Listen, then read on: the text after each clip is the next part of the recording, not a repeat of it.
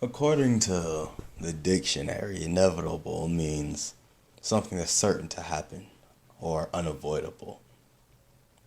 But is anything really unavoidable? To this end, I've heard people say something along the lines of taxes and other things.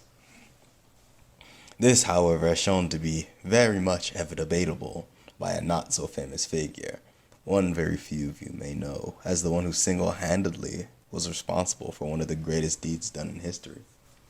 That's right, Adolphus Hitler. Now, I don't really know much about this Adolphin guy, so after a quick Google search, I had discovered something shocking. Something that made me think that this Hitler guy was not as much of a nice guy as I thought he was. I decided to look into it more because I figured no one would be able to do something so heinous or inhumane. But upon further inspection on this Hitler fellow, I discovered that he was the one who started the Holocaust.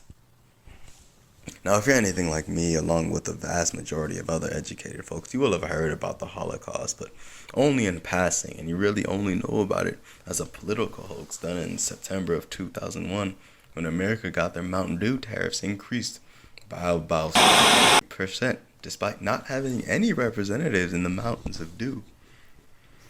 This led to the happening of the Nevada Soda Party, in which the Indians on the reservation snuck into a casino with millions of dollars worth of Mountain Dew Baja Blast flavor and replaced the blood of everyone there with the drink.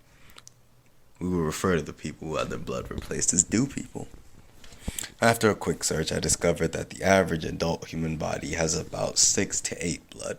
Considering about 50 million people go to casinos, with each averaging about 7 trips a year, we can assume that at peak time, at the most popular casino, at least 15 people are probably there at one time. That much blood will probably take about a crate of Baja Blast.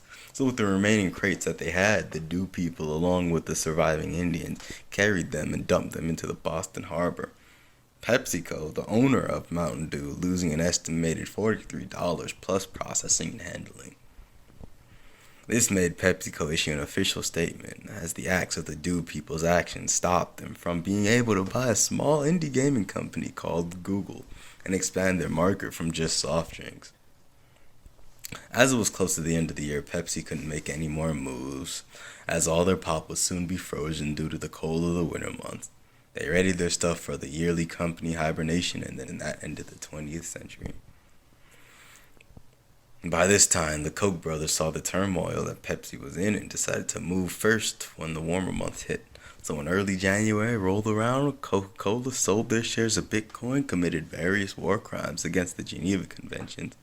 And in the midst of all this, Hatter was found doing the Holocaust, which consisted of him evading 6 million taxes and blaming it on the Jews.